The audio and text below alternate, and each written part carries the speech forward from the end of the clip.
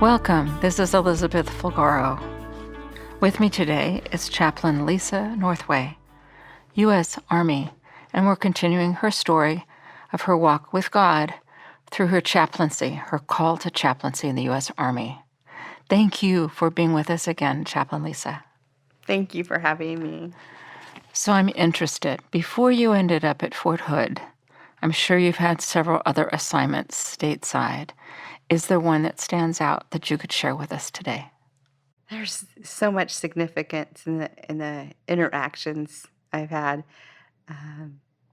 Certainly being overseas in Germany was a dream for a small town girl from the Central Valley of California. Would have not been able to do that outside of the Army. And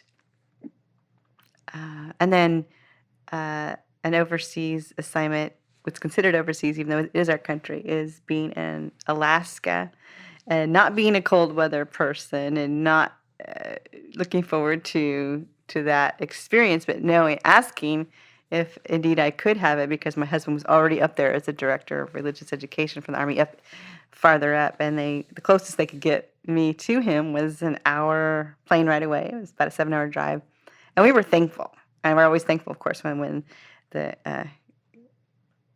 chaplain corps, the Army, can consider that it might be a good thing for a husband and a wife to be together when possible. Maybe that's why they got married. Maybe they really are better together. And I would say that some of those excitements, the excitement things about wherever I'm at, is the privilege and the honor of getting to work with people in the middle of life and death issues. And those situations that no one would ask for, to be intimate in a situation close to the death of a loved one or a tragedy of a loved one, and yet having the privilege and the possibility, as they are willing to have me alongside for that part of their experience, whether they are facing their own death or the death of a loved one. That's a difficult place to be. It's also extraordinary privilege to be that chaplain, to be that presence of God next to them. And I know you shared a little bit of what that was like on deployment. And have there been situations like that or assignments like that stateside? Absolutely. While we're, losing our comrades on the battlefield, we are also have families who are trying to absorb the reality that daughter or son or husband or wife will not grow old with them, will not be the one that takes care of them in their old age, will not be the one sharing the joy of nephews and nieces and grandchildren with them. And so have there been any particular assignments related to that allowed you to be that presence on a more concentrated level? Certainly, I think the most concentrated level would have been at Fort Carson, following coming back from that Iraq deployment. And I had about 6 months before I needed to report to the next place.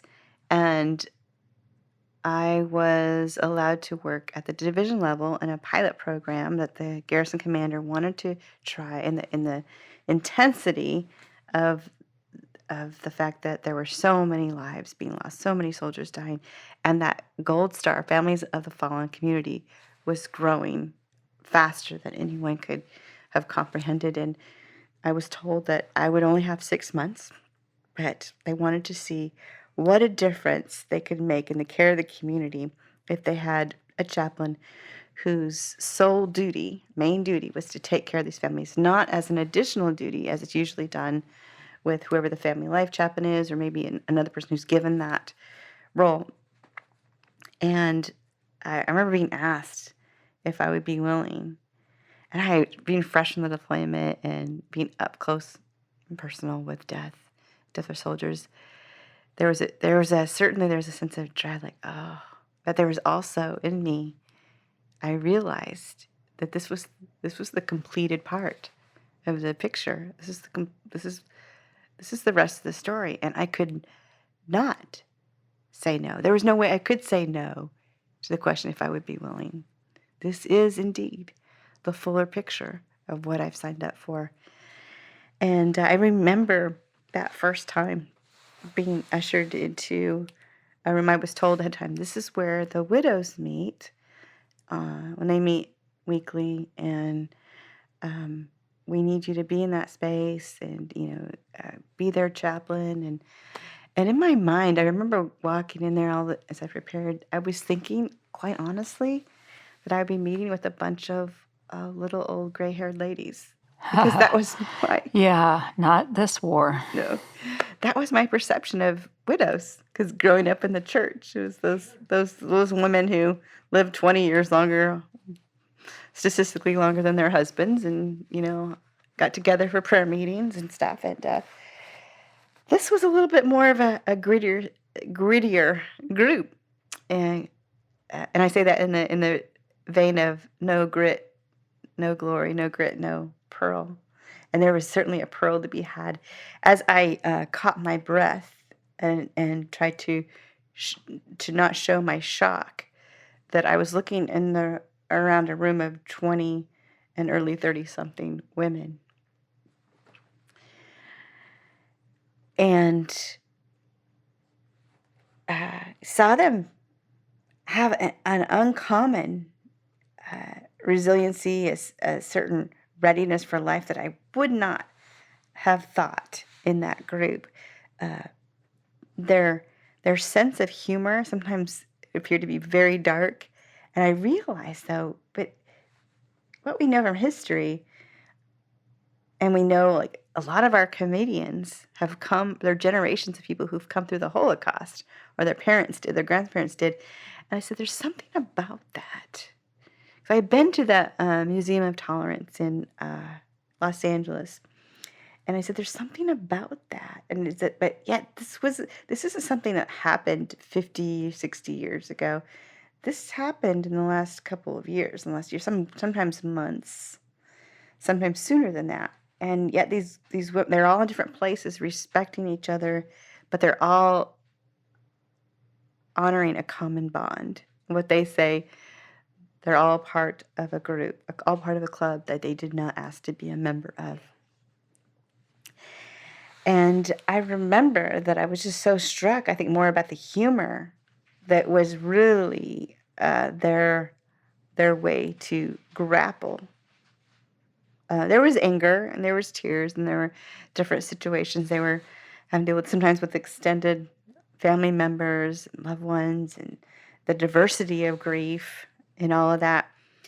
But I remember walking away and needing to greatly debrief the humor. And I thought, wow, what is this thing that God has allowed us to face our worst fears and be able to laugh at that darkness? Only a holy God could do that. And I think he gives it, I believe it, according to a verse in Ephesians, I think Ephesians 6, where it says that God, Jesus went up to the high mountain, and he gathered. There's a word for it in military language in the Message version called booty, Booty, which stands for the plunder of war. And he redistributes to everyone. Everybody gets in on it. And I really think that speaks to whether a person acknowledges where they get that gift or not. They all get something. And I think there's something in that can be translated to this, even the horror, that there's something that we're given, a strength, a resiliency that can help us manage the true weakness we feel in our bodies, in our minds. That makes sense. So it sounds like you were learning from them. Absolutely. What else did you learn from them?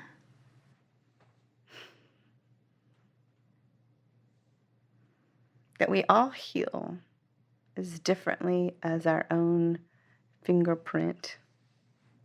And some of us can make use of expressive arts, some of us can make use of counseling, some of us can co create events to honor our loved ones. Some of us can just show up and celebrate and remind each other our loved ones, our soldiers, our service members did not live and die in vain. They are worth remembering, they are worth celebrating, and you can ask for what you need and some things that you want, including getting together with a group of soldiers, a group of comrades who knew your son or daughter, husband or wife, or anyone in a different way than you did, and take them out to lunch and hear the stories that maybe you would have not heard otherwise if you have the courage to ask. That's super good insight, because I think a lot of times people are afraid to approach someone who's grieving. They don't know what to say. And likewise, I tell my soldiers, I said, when they tell me they're still hurting, or they know part of a story that they're pretty sure a family doesn't know, I ask them if they would have the courage. They can go through the Gold Star state office in each state, Gold Star family situation, and even see if that they can contact and see if that family or that loved one's open to meeting with them or creating a safe space. And I think I've only heard stories where they were so ready to hear it, and they did not want to. If it was being offered, they didn't want to lose that. There might be some hardness, but they would get to hear something, some funny story about how their own relative, their own loved one, had a sense of humor and all that quirkiness, stuff that it makes them so glad that other people got to appreciate them, even in their last days, their last moments. So how did the job progress? Because you kind of started here, show up at the widows group. Where did it go? Where did the Holy Spirit open doors? So I kind of just did a personal survey of what they would like, and they said, we need events that we can bring our kids to, so that we know the chaplain's not just there for us, but they're for our whole family. And I started getting questions, and I would go to the mothers group or the parents group. And I would say men and women in our culture, we know they grieve differently. So it was mostly mothers, but there'd be fathers that show up there too. But I was invited to events to pray, to give the invocation. I remember when a skateboard park was dedicated in honor of a fallen son, and that was one of his passions. And so the parents came together and helped build and had it dedicated in the town in Colorado.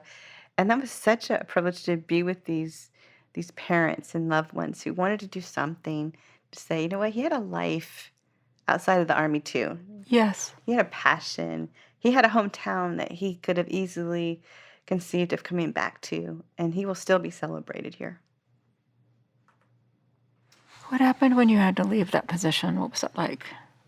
Oh, goodness. That was one of those rip your heart out kind of situations. I knew going into it, I was supposedly just going to be 6 months. And I knew going into it, it would change me forever. Okay, so would you like to share any of how you were changed? Can you put it into words?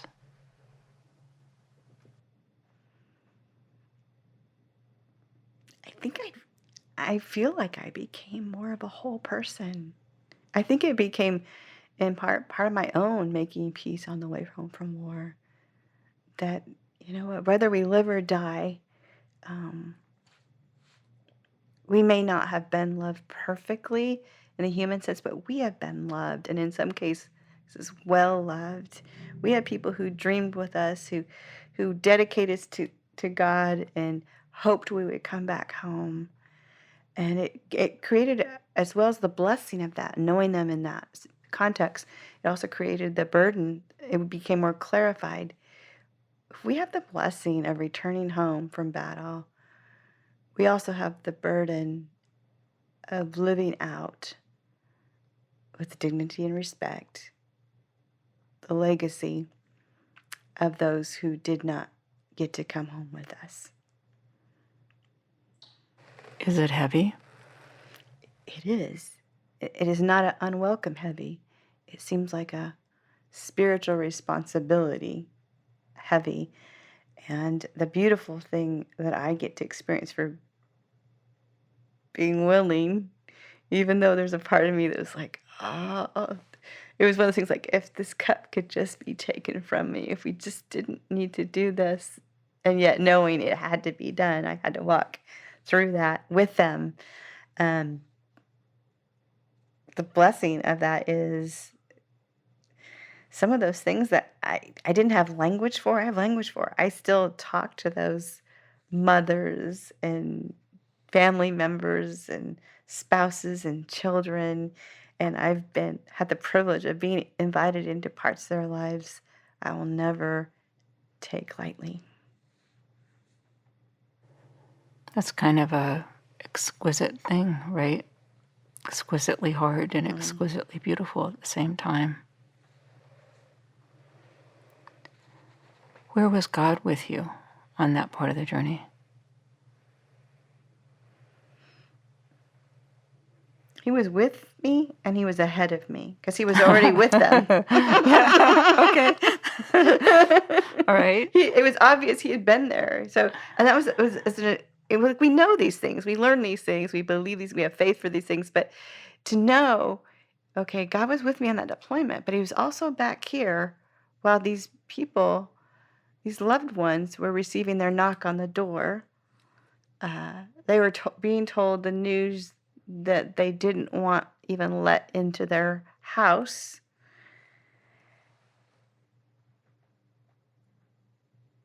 But they understood that there was a mission that had to be completed, and they were being offered an opportunity with the mission of continuing on, like many of us soldiers, the burden and the blessing of getting to live, whether we're not sure they wanted to live without that loved one, but doing the best they could with what they were given.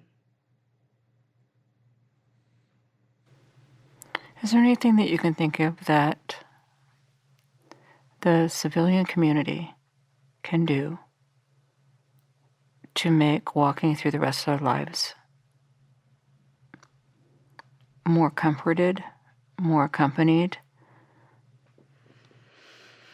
I'd definitely say that the civilian community could facilitate some of these conversations between the fallen, the battle buddies of the fallen, and the loved ones of the fallen, making it safe to have that conversation. It's a scary thing. It's a scary thing. And especially when maybe a soldier's been said, well, you can't talk about that part. There's an investigation. To help be able to continue to ask the question, well, what can we do? What can you do? Can you tell a story? Can you say something about how in some way, how that their loved one changed your life and changed how you look at the mission? And making it safe. Could a church or people of faith or people in the community host a meal? Well, they or just even a private, intimate luncheon where it's protected space. I think rightly, the Gold Star families that I know are very private, which I can relate to. Mm-hmm. How would a church even begin to try to connect with those families in a way that they would feel safe to respond? Well, two things that come to mind. One is contacting the state headquarters, Gold Star families. Mm-hmm. If they're near in any kind of proximity to a military post, to get in touch with the survivor outreach services for that post, and especially if they're a group of people of faith that might have that chaplain connection, maybe the family life chaplain at each of the posts that are there that often work a little bit closer. Okay, those are good. Thank you, Chaplain Lisa. You're welcome. We'll talk to you next time. Thank you.